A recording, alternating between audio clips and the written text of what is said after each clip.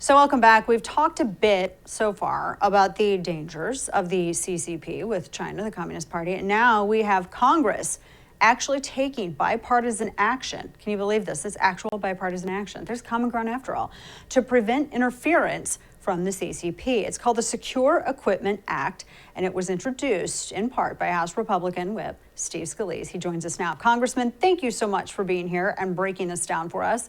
Always good to see you. So tell people, first off, I'm amazed that this had such bipartisan support, that it passed, so that's a huge win. Thank you for looking out for the American people. But tell us about this and why American people need to be so incredibly concerned about this, because I don't think that this has been on a lot of folks' radar.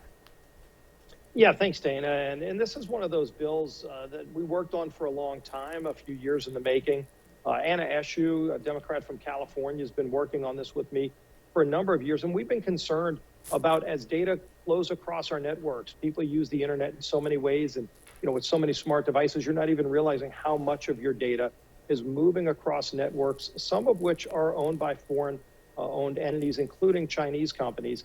And so we started working with the FCC and a few years ago passed a law to make the FCC identify companies that are national security threats.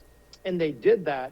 But one of the flaws that we saw in that law was that even though a company would be identified as a national security threat, they could still sell and be licensed in the United States. And so that's when I went to work to put this bill forward.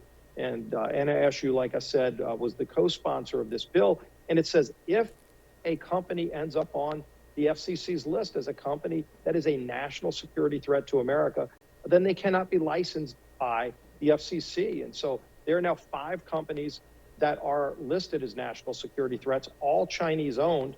And so this bill says they can no longer be licensed by the FCC, and it protects American data for those Americans that are sending data across networks.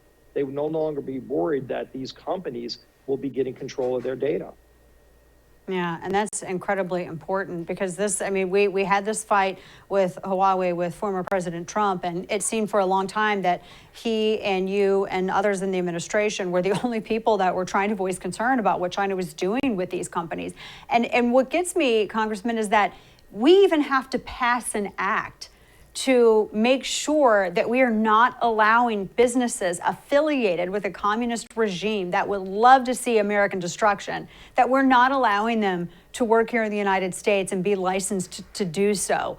It seems like an obvious thing to have happen. And I'm actually, like I said, I'm surprised that enough people in Congress recognized that it was the threat that it was and voted accordingly. I guess that I'm not sure what you could attribute that to, but I was actually surprised, very much surprised at that.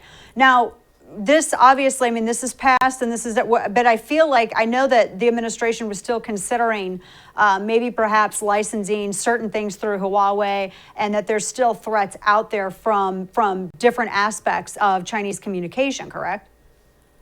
Yeah, and this would look, Huawei is one of the 5 companies, as well as ZTE. Those are probably the 2 most prominent companies that still have a lot of equipment out there where Americans' data runs across those networks. They would no longer be able to be licensed by the FCC.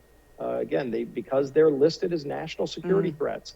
And this took a lot of work, and I guess it probably doesn't get the attention it should, because it was Republicans and Democrats working together. And as much as so many things up here are toxic, there are still some things where we're able to put these coalitions together. And this took a lot of work of all of us coming together. And like I said, credit to Anna Eshoo, who really took this seriously as well. She represents part of Silicon Valley. Yeah. I've got a computer science degree. We've worked on technology issues together in the past, and we know how much of a threat this is because, look, people use so many different forms of technology. And, maybe your smartphone is the main device you use, but there's a lot of others. TVs are now smart devices, too.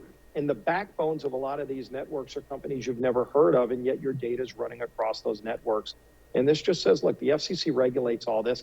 If the FCC identifies any company as a national security threat, they can now, under this bill, no longer get licensing from the federal government. So it protects the data of Americans, whether they realize their data is running across those networks or not.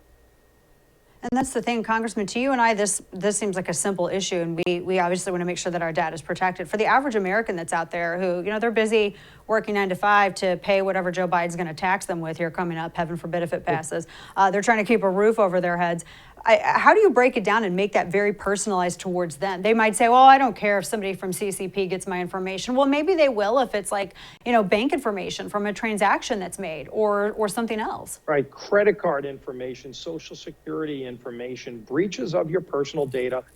You know, you sure would care about it if your credit card was stolen and you called and said, cancel the card. Well, what if you didn't even know that credit card was stolen and charges might pop up? And again, the Chinese Communist Party has access. They can go to these companies and say, you've got to give us the data if you're a Chinese-owned company. And you don't even know it. You might have an Apple phone and you're running it across Verizon or AT&T or some other network.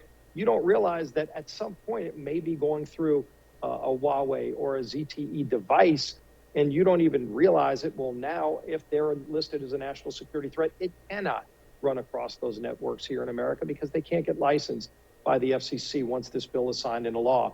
But it was passed overwhelmingly in the House, passed unanimously last week in the Senate. Again, didn't get a lot of attention because it was one of those areas where we really did work together on something that I think is a very important national security issue.